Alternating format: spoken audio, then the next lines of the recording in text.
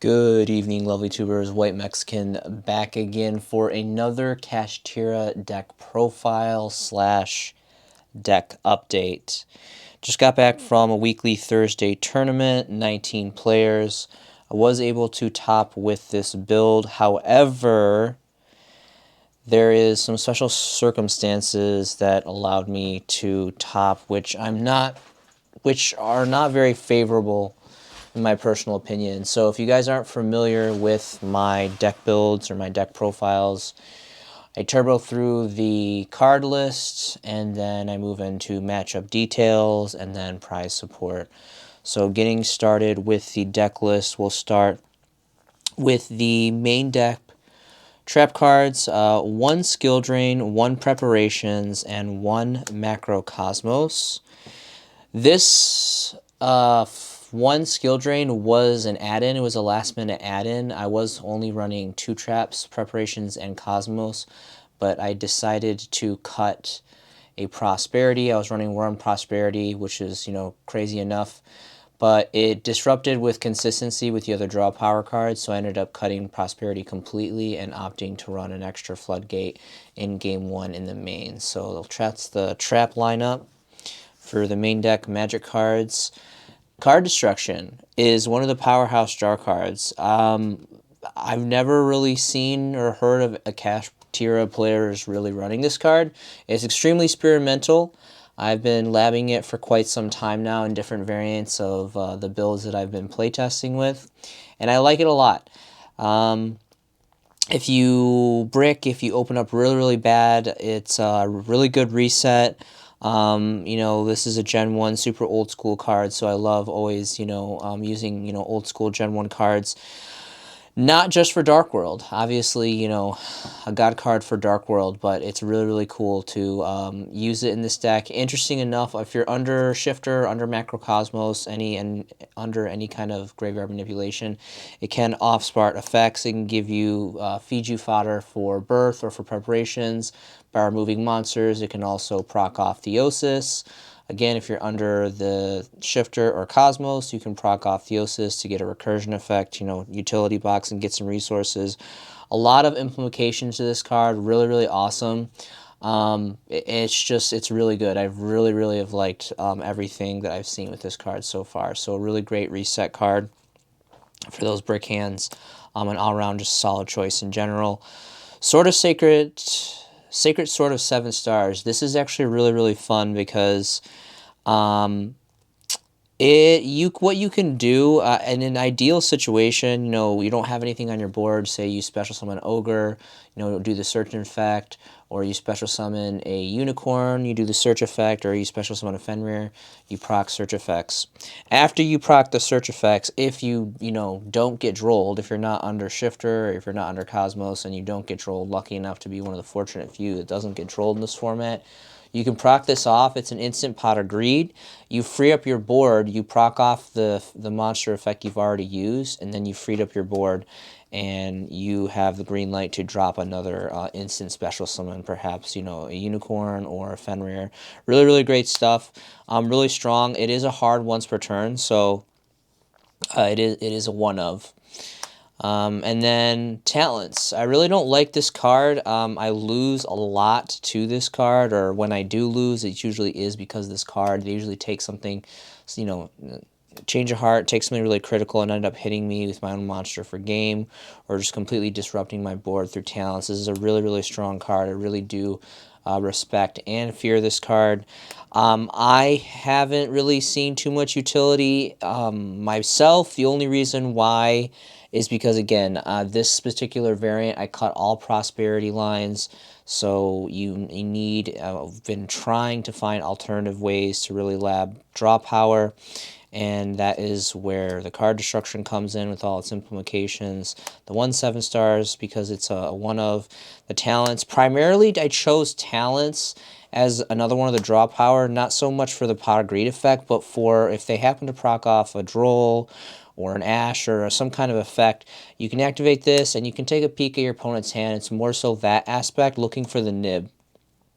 I play very conservatively, and I almost little to never summon more than 4 times per turn, just because Nibiru is such a blowout card against this deck. It's very, very detrimental, and I feel a little bit safer running this because if they do activate a monster effect, I can go ahead and proc this off, poke through their hand, and get rid of the nib, and then I have, green light to go, fully unlocked for 5+ summons. So that's really the only other reason. It wasn't so much the draw 2, is really to like the anti-nib card. It is just a 1-of, though, personally. Again, it is a hard once per turn, so I think that it's kind of crazy that a lot of players run this at 2 or 3. That's insane. I could understand more of the theory of one tact talents and 1 thrust, but anything more than 1, I think, is a little bit suicidal in my personal opinion. At least for, white Mexican theory. Of course, the 1 called by, because, if we happen to not be under the Cosmos or the Shifter or the Fisher, this is detrimental for Droll and Lockboard. If you get hit with Droll and Lockboard in a really critical area, it's really, really going to be quite painful and very disruptive. You can also hit an Ash, but primarily this is kind of a backup for Droll and Lockboard if you're not under a Graveyard Manipulation. Additionally, this is really good against Snake Eyes, Fire King. You can hit a critical thing. If you're going against Branded Despia and they ended up trying to puppet lock you, and you have this in your hand, you can go proc this and just go ahead and get rid of the Gimmick Puppet before they lock you, which is, really, really critical. The 4th planet, generic magic card field spell. Searcher, and then to cap out the 5th draw power cards, it is a playset of Upstart Goblin. Now, I played it, I experimented it today with this. It wasn't super great. It was all right. This does make you extremely vulnerable to Droll. As soon as you proc off 1, you can get hit by Droll again if you don't have the Graveyard Manipulation. This is kind of a magnet for Droll. No one's ever going to Ash this. A lot of people think that you're on Prosperity because if you're smart, ideally you probably would be on 3 Prosperity. But again, I've really been, trying to do experimental stuff and figure out kind of different tech choices for this deck. And I just kind of decided to do a different route, hence these draw power cards. And with this playset, I guess technically it's 6 draw power cards here, says the playset, and then the 3. The 1-ofs and the 3. It wasn't terrible. I definitely had caught some flack, quite a bit of criticism from my opponents today because they really just don't believe in the card in this format. And I don't 100% disagree with them. It was pretty lackluster.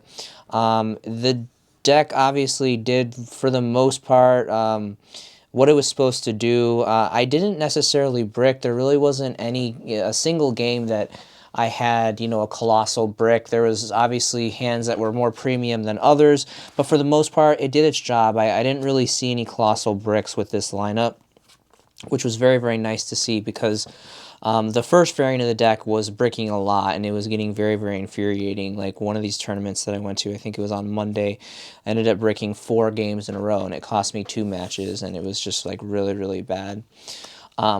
And then moving on with the magic cards, we do have 3-dimensional Fisher. This is very, very critical. My personal opinion, especially for game 1, this is so much more powerful than the Macrocosmos. The Macrocosmos obviously is going to be more disruptive, but it is a trap card and does have the nature of you need to set it first.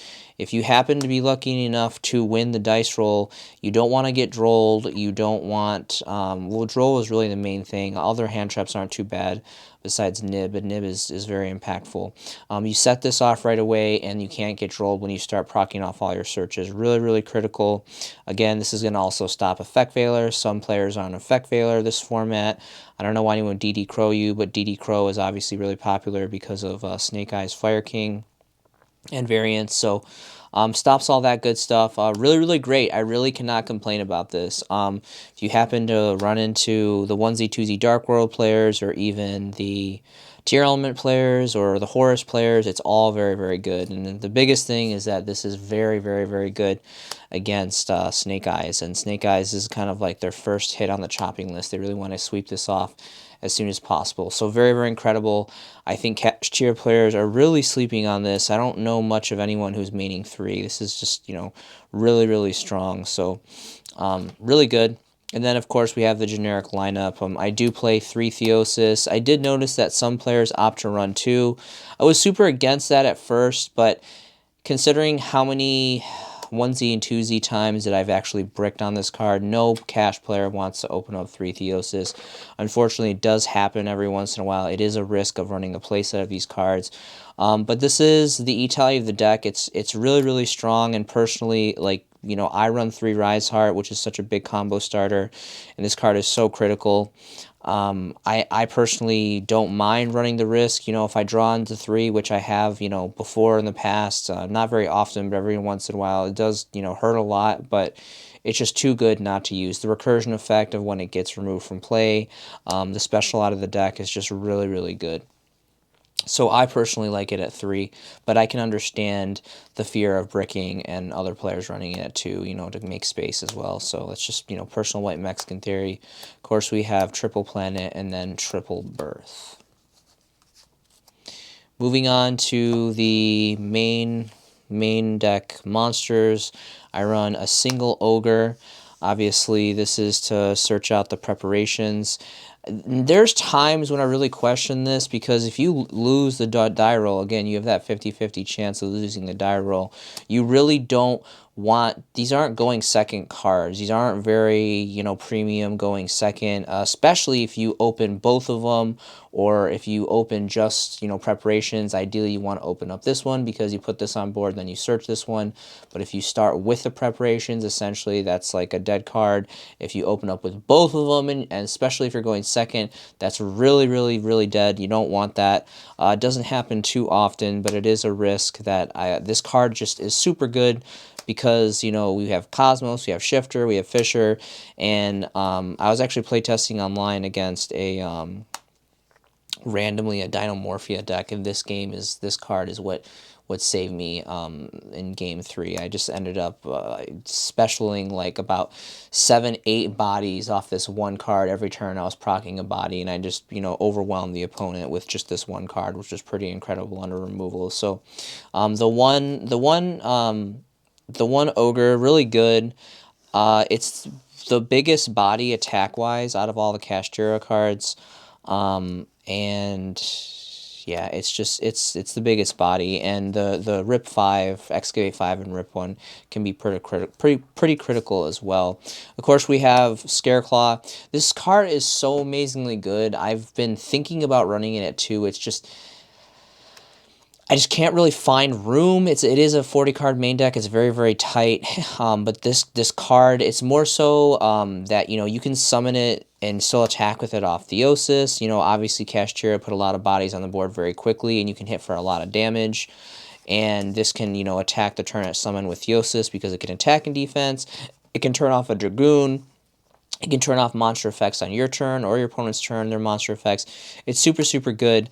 I think it'd be way too clunky and cloggy to run at 2, unfortunately, at least right now. Maybe if, like, Fenrir gets hit or something like that later on, I think maybe there would be viability to run 2. But right now, 1-1, I think, is really, really good. I would also love to try to incorporate all 3, the 1, and 1, the other being the tier element 1. It's just, there's just not a lot of viability behind it. The mill 3 and then the burn 2 is really just, it's really just an extra body at that point. These 2 are a lot better, and they're a lot more versatile, in my personal opinion, for like this specific format and this build. That's why I chose to run these 2. But the tier element 1 is good. It's just not very practical, I think, at least right now in this format. I just don't think it's very necessary. Not to say it's bad. It's just I can't really find room for it. I do run 3 Rise Heart. This is really, really critical strategy. Obviously, I'm opting to play 3 Theosis, so this is really huge. 3 and 3 is really, really good synergy. Obviously, you can summon this, banish the Theosis, whatever you have in your remove from play zone. You can, recur back with Theosis recursion effect. This is really good for dumping, a resource. A lot of things like I like to do, if you have this, special this, use this effect, go ahead and dump your dump. Where did my cards go? Dump your ogre, you banish your ogre, and then, you know, usually you'll have either like a birth, or say you already have an active preparations. Use the effect to recur the ogre, and then you can search the preparations if you didn't have it. So that's an instant +2. It takes a +1 into a +2. That's just, you know, one minor thing. Really, really good stuff. There's just so many great utilities behind this card. It is unfortunate that, you know, we're in a very high fire format, and a lot of people are running the links that they can recur and steal this out of your graveyard, so it kind of becomes their utility box. But it's just super good not to run in like maybe game 3 or game 2. If you're really hurting for a big side, you need to rip a lot of cards out, maybe cut to 2. I do that, I'll admit, I do that sometimes. In game 3 I'll cut it to 2.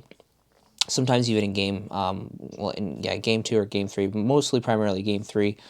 It's just really good. It's really, really good. Keep in mind, it is not psychic, it is warrior, so be aware of that if you're running rivalry like I am in the side. But other than that, it's just very, very strong. There's so many things. Like, this is such a lifesaver card. And you little to never brick on it. Like, even like I've opened up 3 Theosis like so many more times than opening 3 Rise Heart. I've never opened more than 2 Rise Heart before, even running 3. And I've been running 3 for a good, like, about 2 months now. Really strong. Of course, the King, Unicorn, 3, and then Fenrir.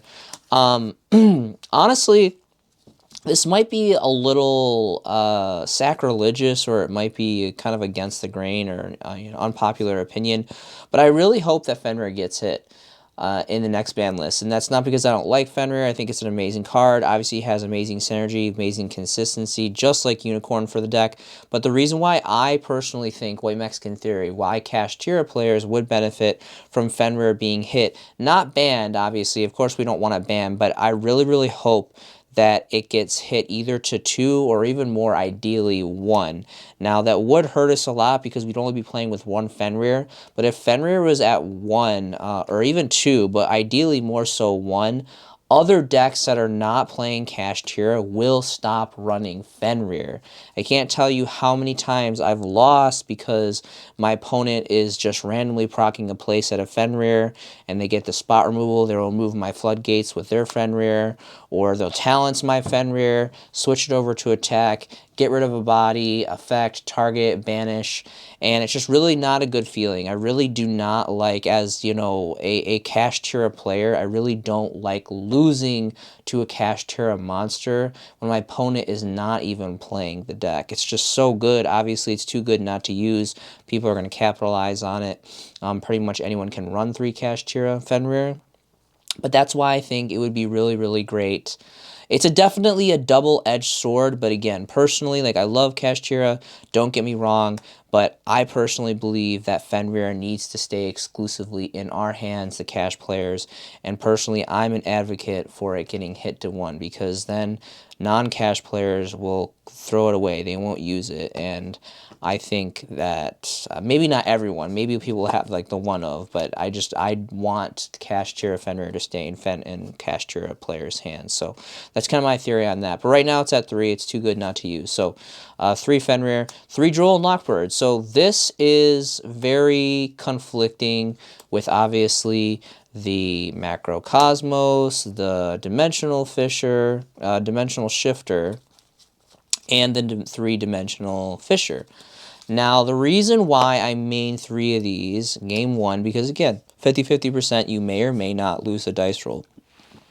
If you lose the dice roll and you don't open premium and your opponent's about to proc off, and this is the thing about Cash Tira, is it's a strong deck. It can kind of the grind game is pretty good, and it can recur resources very well, but it's not quite as quick as other decks. Like, as an example, Fire King Snake Eyes or Pure Snake Eyes, they acquire a lot of utility resources very, very quickly, and they will overpower you if you don't shut them down with Floodgate or Shifter or Cosmos or Fisher. You really need inhibitors to slow them down before they overpower you.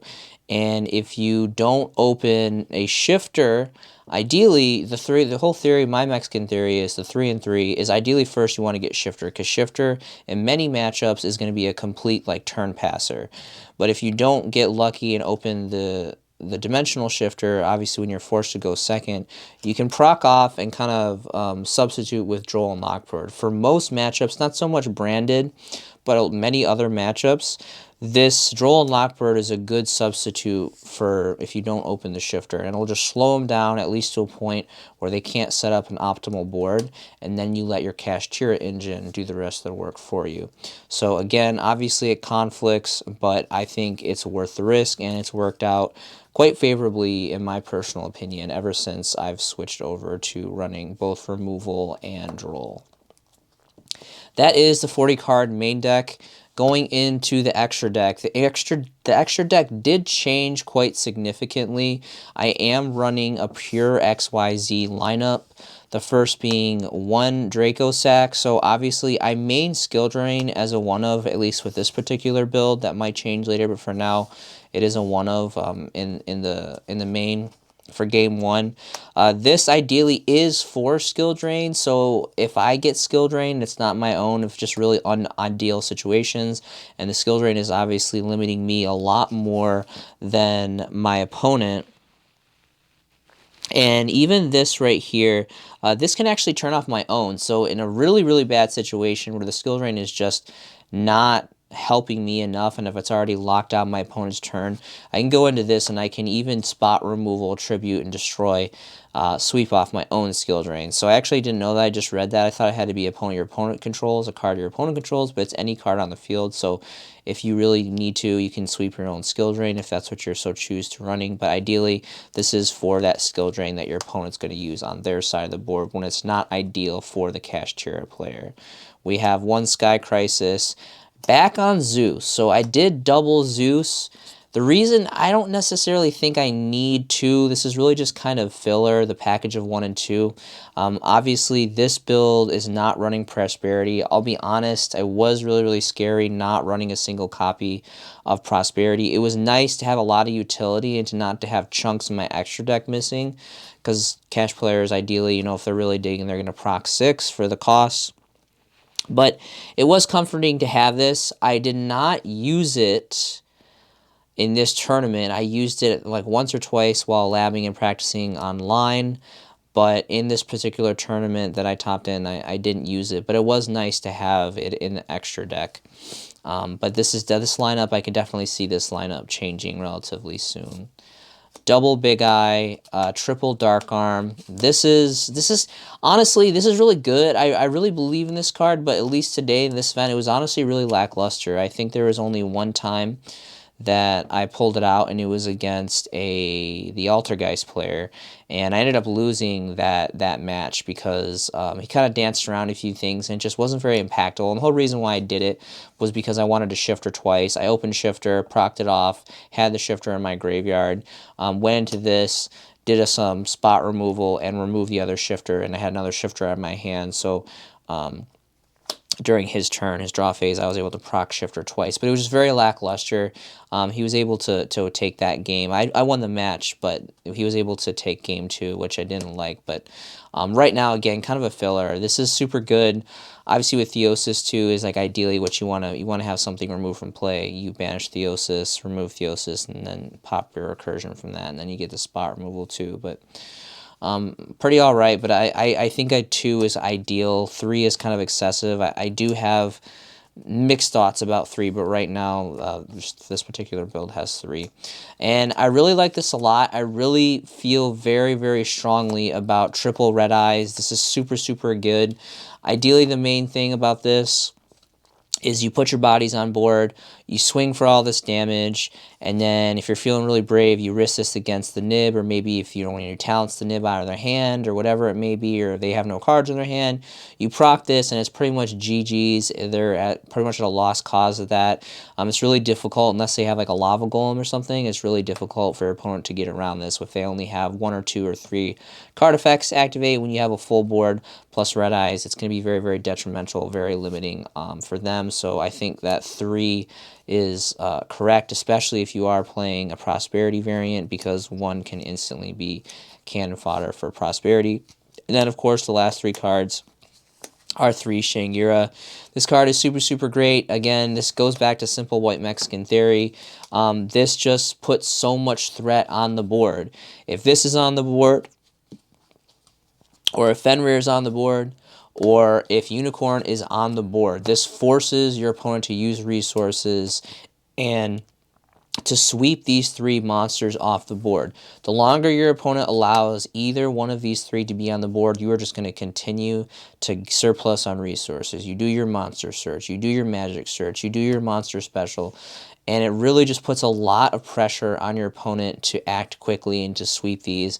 And that's why I think Shangira is just super good. Obviously, you can combo off with Planet, and you can get a target destruction for some spot removal, which does work under skill drain. For all of you, who don't know, you can still activate effects under skill drain. They're just negated on the field, so you can activate it. It won't special, but if you have Planet, you can still target one to destroy under skill drain. Hence why this is really good. Obviously, skill drain is mained at 1 for this particular build.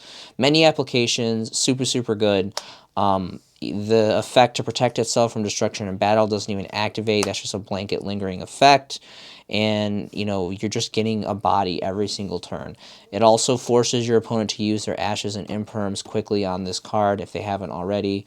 It's just really, really good. It's really, really good. I think that 3 is the appropriate choice. It's a Cash Tira card and a Cash Tira deck. Like, you just can't go wrong with 3 Shang.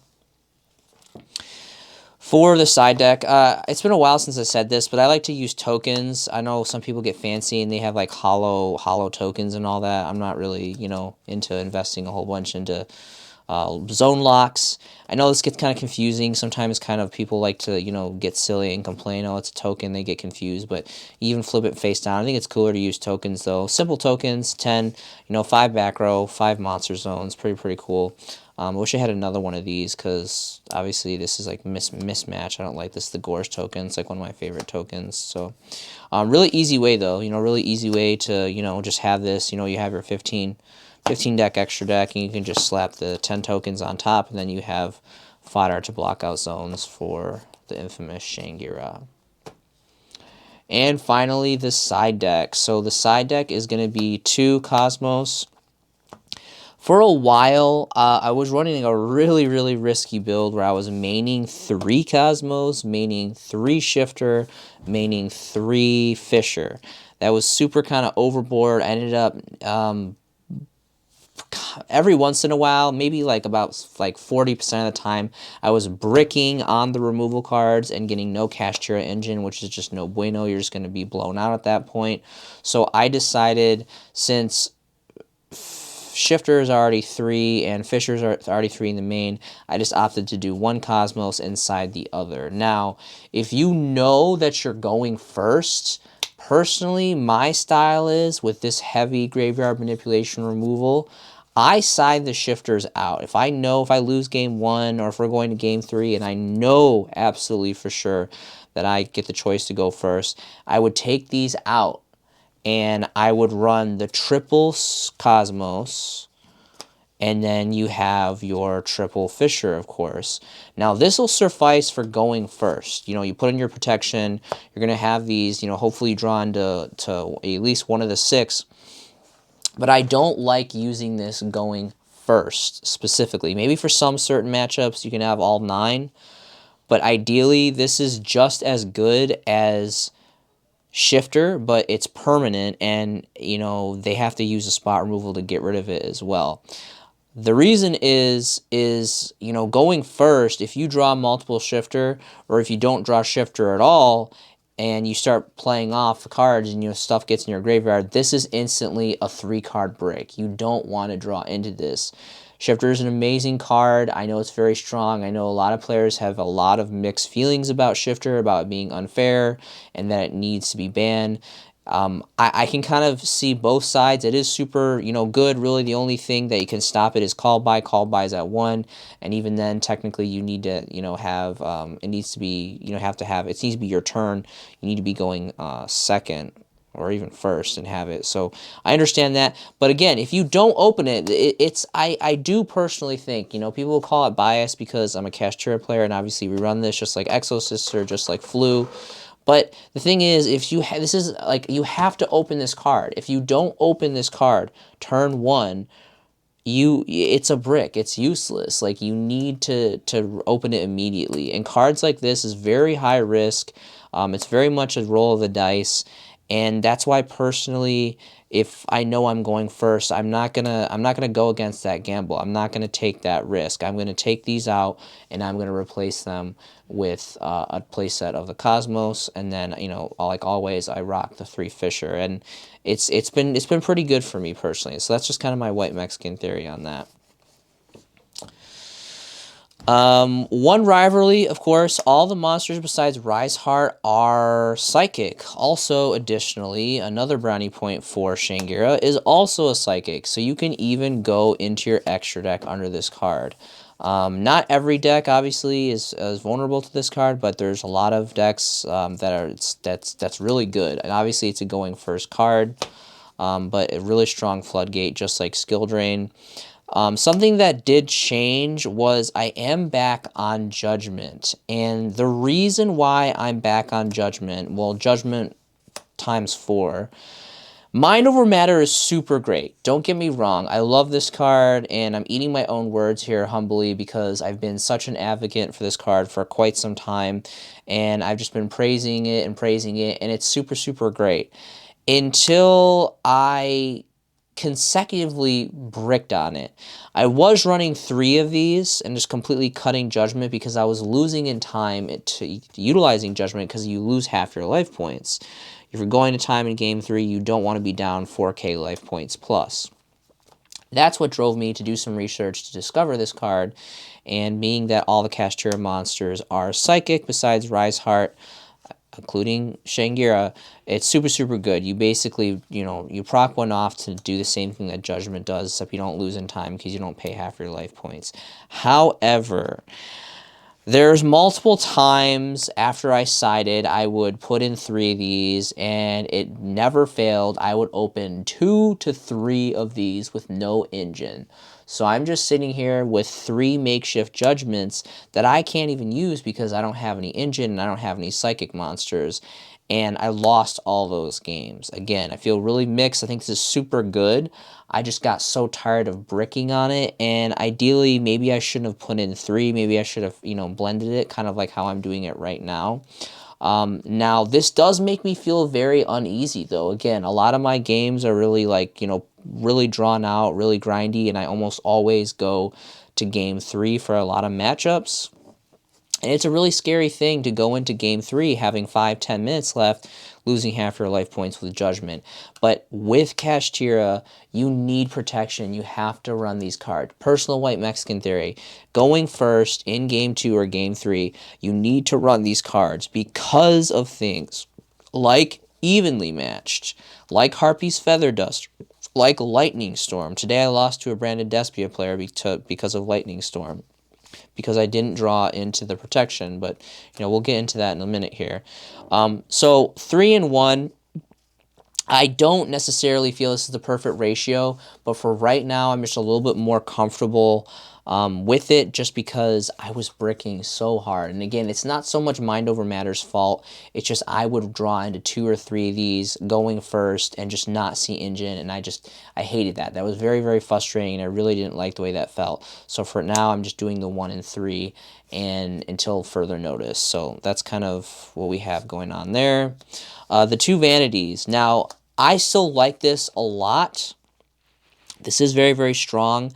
Unfortunately, I was able to get it out once today against the Branded Despia player in game 2. Unfortunately, I just didn't draw into my negation protection, and he just happened to open Lightning Storm, and he just, you know, swept it off with Lightning Storm, because obviously you got a tribute and attack, and he swept it off. So this literally, like, this closes out board. This literally stops so many decks. If they don't get the imperm, if they don't get, you know, whatever spot removal, I do not recommend this against Runic. Runic has way too many, you know, effect negations, and spot removals, and a whole bunch of crazy stuff. But for the most part, you know, if you don't get impermed, which I understand that everyone and their mom and their dog and their cat and their uncle is running 3 imperm for the most part right now. I'm personally not, as you can see, but a lot of people are. Very strong card, again, or if they just, you know, happen to get those board clears, it's, you know, it's really high risk. But other than that, it's a complete game ender. There's nothing that they can do if they don't have the spot removal. It's super strong. I still think that 2 is correct. I still think that 3 is too much. You can brick on 3. And I don't think that 1 is enough. I think if you are going to be ballsy and have the bravery to run this going first, I think 2 is ideal. So yeah, it's kind of in there right now. It was kind of lackluster. I was really feeling confident locking out the branded Despia player, but he just happened to draw very premium and he just swept it off the board, and that was really unfortunate. But all around, still a really strong card. 3 evenly matched and 3 lava golem. As you guys probably already know if you're familiar with my videos, these are the kings of kings of kings of kings of going second. There isn't a single playset of any card that I'd rather run. This card is super, super good. It's board breakers. It clears boards. There's a lot of crazy extra deck monsters that this can just sweep off the board. You can just completely crack in a whole entire board. Again, hence why I run all of this protection. Judgment and Mind Over Matter is specifically for this card, and Harpy's Feather Duster, you know, sometimes, occasionally, even the Lightning Storm. Really strong, really strong. So obviously those are going second cards. So that is the 15 cards side deck. That is everything for the main deck, extra deck, and side deck. Really quick, we're going to go over the matchups from today. So it was a 4-round tournament. There was about 19 players. My round 1 was against a Canadian player, really great guy, super smooth jazz voice, like he totally needs to open up his like radio talk show or something. Really awesome kid. So this is kind of the controversial part of the tournament. So I was able to win 3 out of the 4 matches, hence, you know, I got to top. But 2 of the matches that I won were because of dice rolls and time. And, you know, it is what it is. It's kind of just, you know, the way of destiny or the way of the dice. But I really don't like winning like that. Unfortunately, it's not a sanctioned thing. That's kind of just like a rule of the streets here in this particular tournament, that you don't really, you know, want to have draws. You want to have wins because you pretty much get eliminated from Top Cut prize support if you get more than 1 loss or 1 draw. So we did 2 games. I won the first game, and game 2 was really grindy. At the very end, he ended up winning the second game. And then we literally had 30 seconds left after the second game. So we decided just, you know, gentlemen's throw the dice. We threw the dice. You know, I always let my opponent, you know, do you want 1 dice? Do you want 2 dice? Do you want high roll? Do you want low roll? He wanted high roll, so we did high roll, and I got lucky. I beat him in the high roll. I beat him with the dice. So round 1 went to me because of the dice, unfortunately, but that's just kind of how it happened to be because of time. Round 2 was against the only full match loss, which was a very good branded Despia player, and that was a flat-out loss. I lost both games pretty outright. Within about halfway through the match, I was completely defeated. There was a lot, quite, I will admit. I think I learned a little bit more from my mistakes last time, because he is the same player that I lost to, my only loss from last week as well, from the same tournament last Thursday. First thing, I did lose dice roll, so that was a big disadvantage. Second thing, he did puppet lock me game 1 turn, my first turn on turn 1, which was really strong. And then I was able to put some bodies on board, and I searched out for Birth and ended up summoning a Fenrir, normal summoning, and I played around the puppet lock, I think, very well from, you know, the resources that I have. I didn't necessarily draw super premium, but I definitely didn't brick by any means, but I was able to hold off the turn. And I had Cosmos and Skill Drain and the Puppet and Fenrir and Birth, and I was in pretty good shape. because he couldn't use his Mirror Jade. He didn't have any monster effects. Unfortunately, he did have talents, and before he went to hit me in the next turn after the Puppet Lock resolved, I used Scareclaw. I special summoned Scareclaw, and he proc Talents again. Talents is such a scary card, and the Talents is what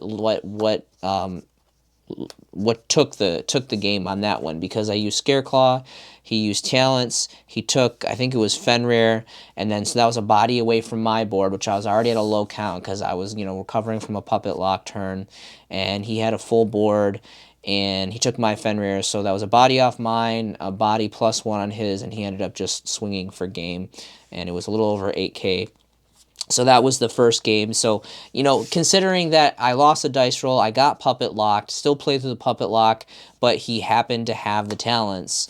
That's I think they're it's in the numbers. There really just wasn't a feasible way to really get around that, in my personal opinion. And then game 2, obviously I went first. I did not get my protection, unfortunately, so no judgments, no mind over matter, which was very, very unfortunate, because I was able to go into full engine, full combo. And then this something kind of silly. I did go into a Shangira, which was really strange because I knew that my end summon was going to be the Vanity's Fiend. Obviously, you can't special summon under the Vanity's Fiend. I just couldn't really think.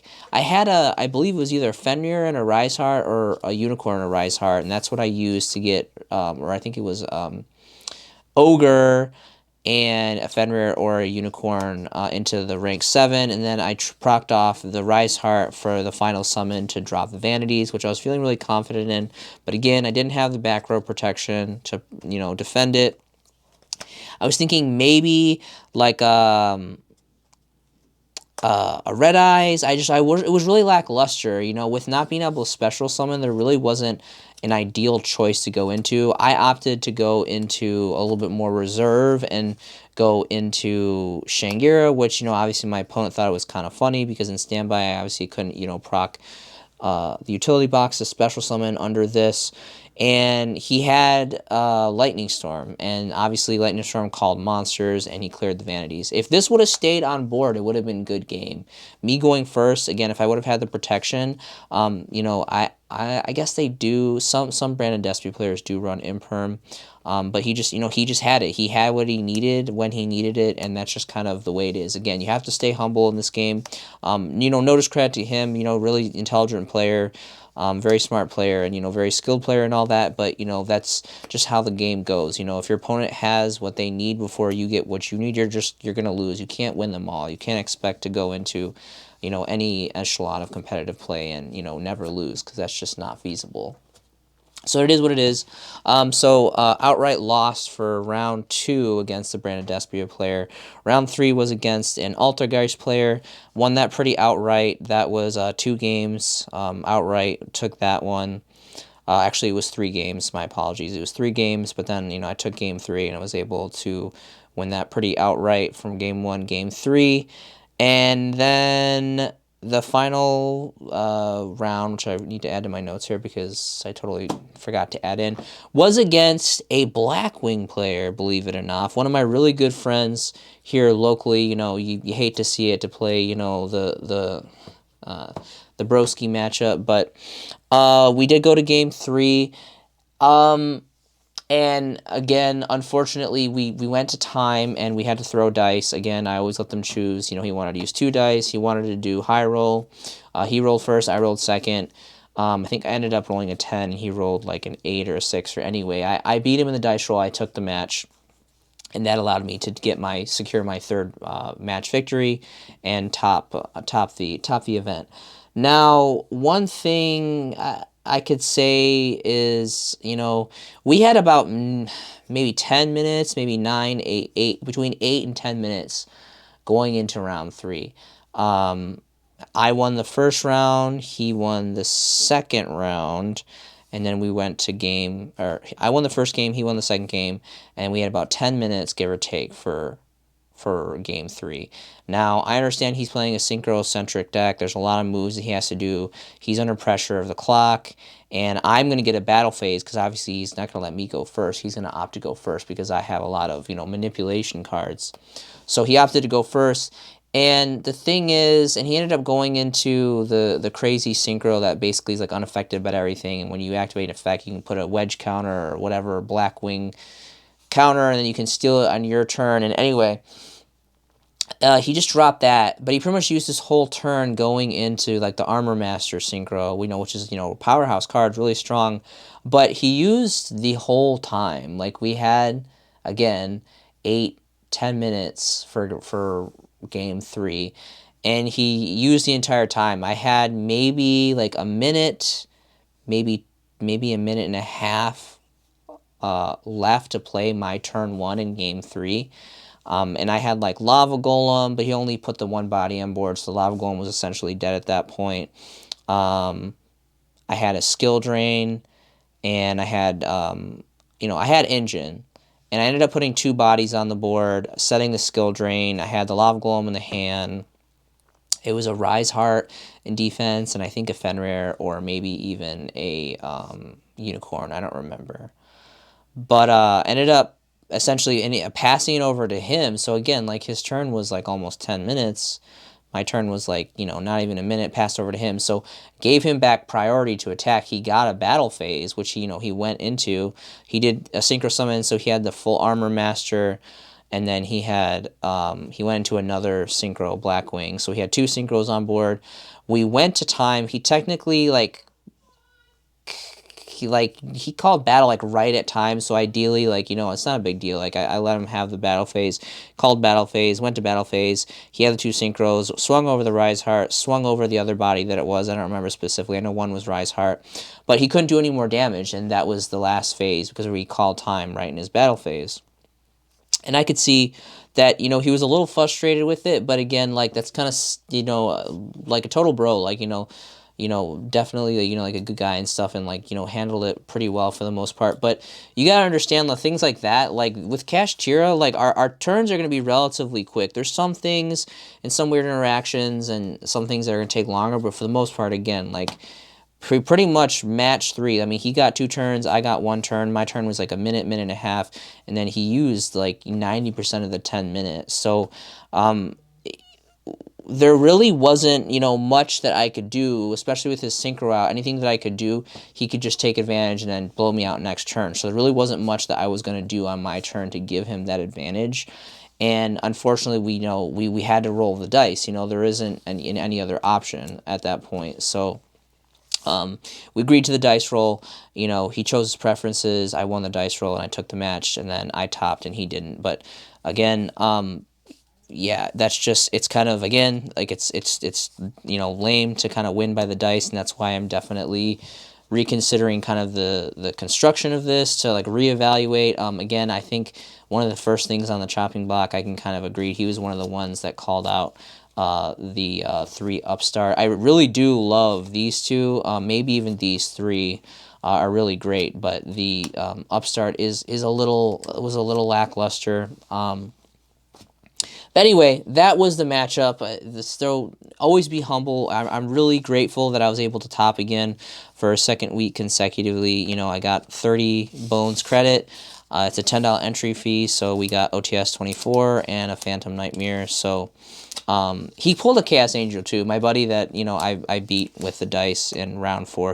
He pulled an Alti Chaos Angel. So I mean, at the end of the day, he's the one that procced the most profit out of probably anyone. So really glad to see that for him.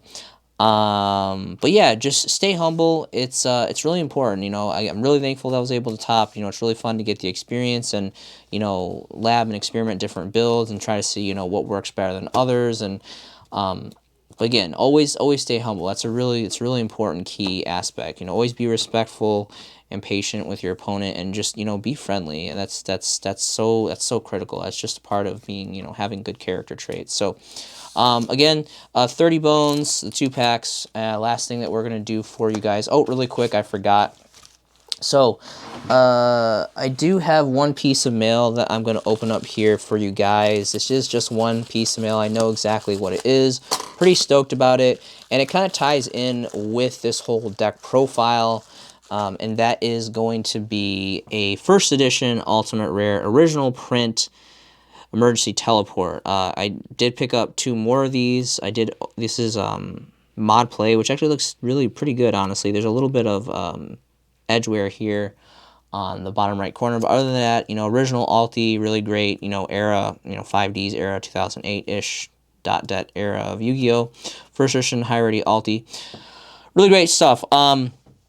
It was a turbo build that I was building with this and a Ghost Ogre and Psychic Processor and a whole bunch of stuff, and it just, it got totally bricked and it got annihilated on Monday, so I completely rechanged everything and kind of chickened out and completely took the whole Turbo Baron, Turbo Ghost Ogre out, but more to come. 2 other ones are coming in the mail, so really happy to have, the highest rarity of that really cool card. Not once per turn. Basically a second Theosis for the deck for Ghost Ogre, so you can go into those level 10 synchro plays. Okay, we're going to go ahead and open up these packs now. I've been running my trap for probably quite some time now, and you guys are probably ready for this video to end, so... we did get an ultra rare, pretty cool, Saphira Dragon Queen of the Voiceless Voice, so really cool to get an ultra out of 1 pack. And for the OTS 24,